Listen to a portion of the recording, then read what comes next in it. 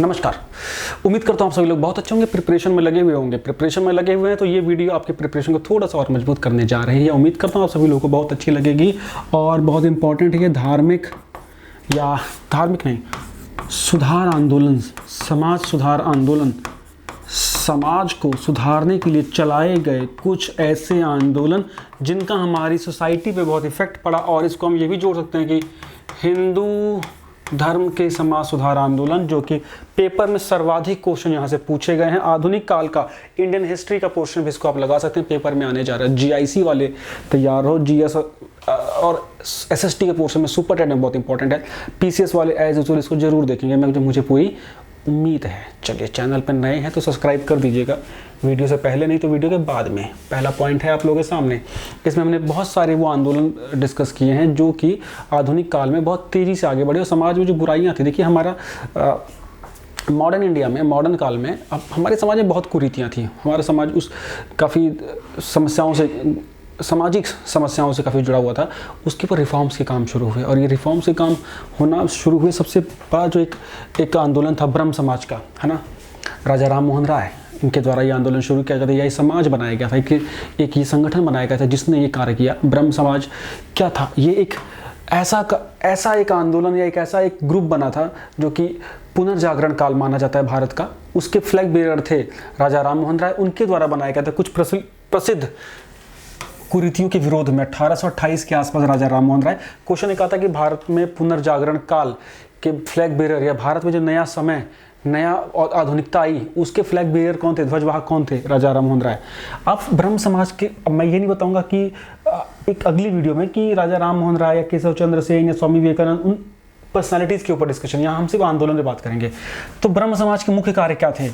मानव कारण और विवेक के ऊपर बात करनी, ठीक है, एज ए ह्यूमन वैल्यू की चर्चा करना, विधवा पुनर्विवाह का बहुत जबरदस्त तरीके से समर्थन, बहुवाद का विरोध, है ना, मतलब एकेश्वरवाद का समर्थन किया था इन्होंने, एक ईश्वर का समर्थन किया। मेनली ये पेपर में आया है 50 बार, ठीक। मूर्ति पूजा का विरोध बहुत ही इंपॉर्टेंट है। अवतार का विरोध था, अवतार को नहीं मानते थे, ये पुनर्जन्म को नहीं मानते थे। जाति प्रथा का विरोध, प्रथा का विरोध, छुआछूत का विरोध, बाल विवाह का विरोध। तो ऐसी सामाजिक कुरीतियाँ पढ़ने में भी हमें आसान लगती हैं कि हाँ, ये नॉर्मल एजुअल कुरीतियाँ हैं। उस समय में बहुत बड़ी चीज़ें थी, उस समय में समाज का बहुत बड़ा हिस्सा थे और इसको टच करने पे भी समाज इसे अपने अगेंस्ट मानता था। तो उस समय की सोसाइटी के अगेंस्ट में खड़ा होना, ठीक है, और आज से लगभग 200 साल पहले।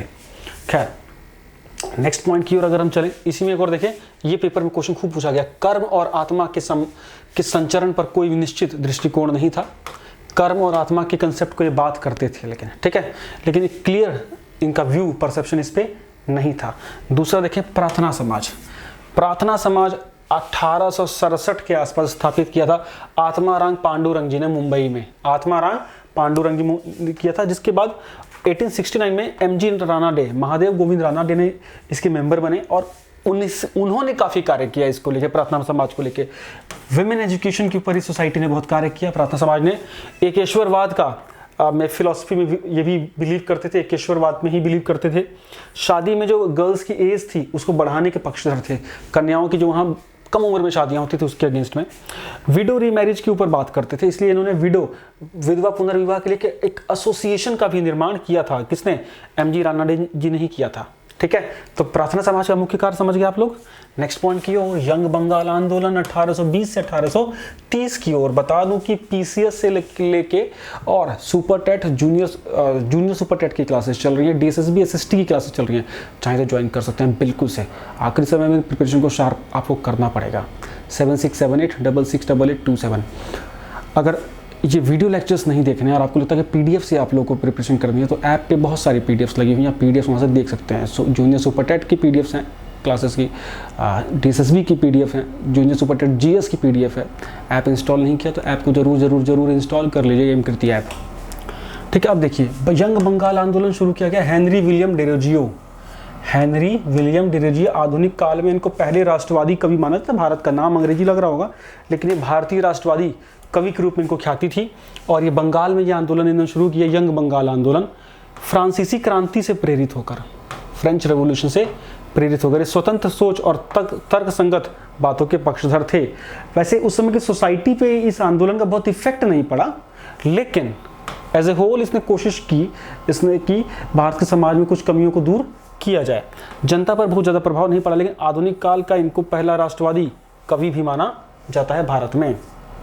नेक्स्ट पॉइंट की ओर अगर देखें, परमहंस मंडली। परमहंस मंडली नामक संगठन की स्थापना की दादोबा पांडुरंग और मेहताजी दुर्गाराम ने। ठीक, महाराष्ट्र के रीजन में ये डेवलप हुआ और ये एक ईश्वर की पूजा के समर्थक ये भी थे। जाति प्रथा के विरुद्ध, नैतिकता, प्रेम और अच्छे आचरण पर आधारित वास्तविक धर्म को प्रोत्साहन देते थे। मतलब एक जटिल और कुरीतियों को दूर करके एक नैतिकता के आधार पर धर्म को प्रोत्साहन करते थे। नेक्स्ट पॉइंट की ओर अगर देखेंगे तो सत्य शोधक समाज, पेपर में 200% क्वेश्चन आएगा। 1873 में ज्योतिबा फूले जी के द्वारा मेन काम डिप्राइव्ड कम्युनिटी, दलित वर्ग और महिलाओं के बीच समाज सेवा और उनकी शिक्षा पे कार्य करना बहुत ही इंपॉर्टेंट है। सत्य शोधक समाज, सत्य शोधक समाज, ये पीडीएफ में टेलीग्राम ग्रुप में डाल दूंगा। टेलीग्राम ग्रुप ज्वाइन नहीं किया, प्लीज डू ज्वाइन। ठीक है, ये क्लियर हो गया, रटना है बस, टोटली एग्जाम के पर्सपेक्टिव से है। नेक्स्ट है servant society of India. Servant society of India के संस्थापक कौन थे? 1000 बार पूछा गया है, और ये था गोपाल कृष्ण गोखले और महादेव गोविंद रानाडे जी के द्वारा। असली नाम आता है गोपाल कृष्ण गोखले जी के द्वारा ये स्थापित माना जाता है। गांधी जी के राजनीतिक गुरु भी थे ये। 1905 में स्थापित हुआ था बच्चे, महाराष्ट्र में। ये क्या था? धार्मिक भावना मजबूत करनी थी देश के अंतर्गत, और धार्मिक एक अशुद्ध धर्म बनाना था, एक क्लियर धर्म बनाना था जिसमें निस्वार्थ भावना से लोग एक दूसरे के साथ समूह के रूप में कार्य कर सके। नेक्स्ट पॉइंट की ओर, रामकृष्ण आंदोलन, रामकृष्ण परमहंस के द्वारा बेलूर में मठ स्थापित हुआ, कलकत्ता। ठीक है, रामकृष्ण परमहंस वही जो कि विवेकानंद जी से जुड़े हुए थे। रामकृष्ण आंदोलन बेसिकली रामकृष्ण परमहंस के द्वारा शुरू किया गया। ठीक है, जिसका लक्ष्य था वेदांत के संदेश को दुनिया भर में पहुंचाना, और इसको हिंदू नवजागरण का रूप दिया किसने? स्वामी विवेकानंद ने। शिकागो के फेमस बैठक याद होगी आपको। ठीक है, नेक्स्ट पॉइंट की ओर, आर्य समाज 1875, वेदों की ओर, स्वामी दयानंद सरस्वती, मुंबई। ठीक है, आर्य समाज की स्थापना। ईयर्स भी ये लोग मैच करा लेते हैं ना भैया। ईश्वर को सच्चे ज्ञान का प्राथमिक स्रोत माना गया, वेदों को ही मुख्य ज्ञान के रूप में माना गया। ये दो चीजें हैं। ठीक है, धर्म में विश्वास है। अंतरजातीय विवाह को प्रचलित किया गया कि एक दूसरे जातियों से इंटरकास्ट मैरिजेस को प्रमोट किया जाए, विधवा पुनर्विवाह को प्रमोट किया जाए, आपदा में समाज की मदद की जाए, है ना। जब कोई डिजास्टर आया हुआ उसमें लोगों की मदद, बाढ़ हो गया, सूखा हो गया, उसमें लोगों की मदद करना सीखना। फिर इसके साथ इन्होंने शुद्धि आंदोलन चलाया। उस समय देखिए धर्मांतरण बहुत बड़ी समस्या थी, तो हिंदू धर्म से बहुत से लोग धर्मांतरण करा के ईसाई बन रहे थे। तो जिन्होंने ईसाई धर्म छोड़ के दोबारा हिंदू धर्म में आए, तो उसके लिए उन्होंने शुद्धि आंदोलन शुरू किया था। ठीक है, दोबारा हिंदू धर्म में लोगों का धर्मांतरण के लिए। नेक्स्ट, सेवा सदन 1908 बहराम GM मालाबारी और दयाराम गिडुमल, बहुत इंपॉर्टेंट है। बहराम GM मालाबारी या मालाबारी के नाम से याद रखना। सेवा सदन, बाल विवाह का इन्होंने बहुत घोर विरोध किया था, और इन्होंने एज ऑफ कंसेंट एक्ट भी पास करवाया था। मालाबारी जी की वजह से ही हुआ था ये act pass. Age of consent मतलब अपनी सहमति वाली एज, है ना, एज ऑफ कंसेंट, एज बढ़ाने के लिए एक्ट ये एक प्रकार से तैयार किया था। बहराम GM मालाबारी, सेवा सदन, बहुत ही इंपॉर्टेंट है। ये क्वेश्चन टफ बन जाते हैं जब इस तरह का अगर आ जाए, क्योंकि आप लोग कम सुनते हैं इसको। नेक्स्ट है धर्म सभा 1830 में राधाकांत देव जी के द्वारा, बहुत ही इंपॉर्टेंट, पेपर में आएगा। राधाकांत देव गर्ल्स के लिए काम किया, गर्ल्स को विदेशी स्तर पे शिक्षा प्रदान की जाए, इसके लिए काम किया था इन लोगों ने। हिंदू धर्म की रूढ़िवादिता के खिलाफ था। डन हो गया धर्म सभा का। नेक्स्ट है भारत धर्म महामंडल 1906, मदन मोहन मालवीय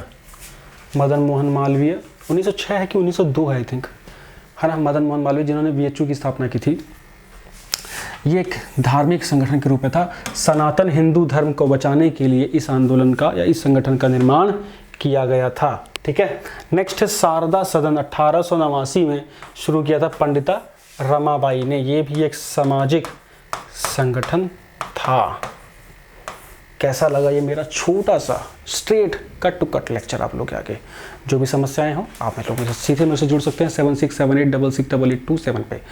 प्राइमरी के लिए कितने लोग रेडी हैं? प्राइमरी के लिए क्लासेस स्टार्ट करें क्या? रेडी हुए? ओके। और पीसीएस और आरओ के लिए क्लासेस फिर से हम स्टार्ट करने जा रहे हैं, खासतौर से आरओ के लिए टारगेट 5 दिसंबर। तो आप लोग अपना फीडबैक जरूर दीजिए, जाने से पहले लाइक करिएगा। और हाँ, चैनल पर नए हैं तो please do subscribe. Thank you so much, bye bye.